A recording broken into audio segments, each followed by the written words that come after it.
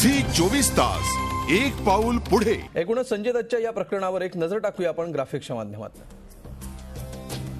AK-56 आणि 9mm पिस्तूल बेकायदेशीर बाळगल्याप्रकरणी संजय दत्तला मुंबई क्राईम ब्रांचकडून मॉरिशसहून परतताना एअरपोर्टवर अटक झालेली होती 19 एप्रिल 1993 ला।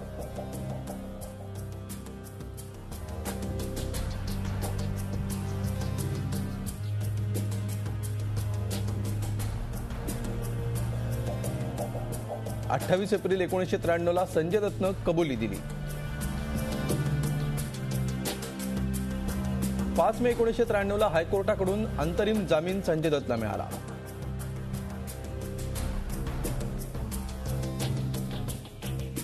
4 नोव्हेंबर 1993 ला संजय दत्त विरोधात चार्जशीट दाखल झाली।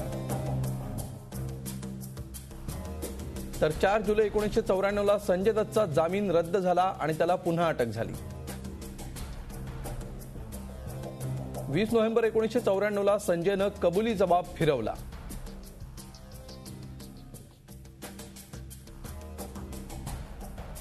तर 11 सप्टेंबर 1995 ला ट्रायल कोर्टानं संजय दत्तचा जामीन फेटाळला। 16 ऑक्टोबर 1995 ला जेलमधून संजय दत्तनं न्यायालयाला पत्र लिहिलं, सुप्रीम कोर्टाकडून त्याला जामीन मिळाला। तर 27 नोव्हेंबर 2006 ला टाडा कोर्टाने संजय दत्तला समन्स बजावलं। जुलै 2007 मध्ये बेकायदा शस्त्र बाळगल्याप्रकरणी संजय दत्तला टाडा कोर्टाकडून 6 वर्षांची शिक्षा झाली। संजय दत्तला पुन्हा अटक झाली आणि पुण्याच्या येरवडा जेलमध्ये त्याला हलवण्यात आलं। सुप्रीम कोर्टाकडून 20 ऑगस्ट 2007 ला संजय दत्तला जामीन मिळाला।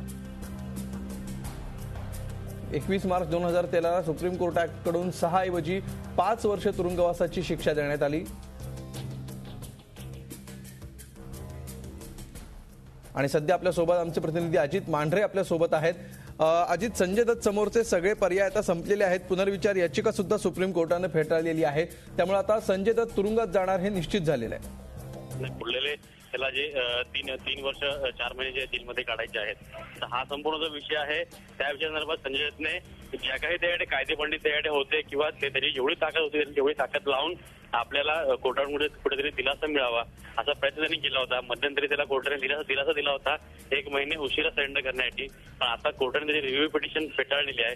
त्यामुळे संजय दत्तला येत्या 16 तारखेला जे कोर्ट आहे तिकडे जाऊन सरेंडर व्हावं लागेल टाडा कोर्टमध्ये आणि त्यापुढे त्याला जेलमध्ये जावं लागेल। हा बोल। बिलकुल, धन्यवाद अजित या सविस्तर माहितीबद्दल। संजय दत्तची पुनर्विचार याचिका फेटाळलेली आहे सुप्रीम कोर्टाने आणि त्यामुळे आता संजय दत्तची तुरुंगवारी निश्चित झाली आहे। झी 24 तास एक पाऊल पुढे।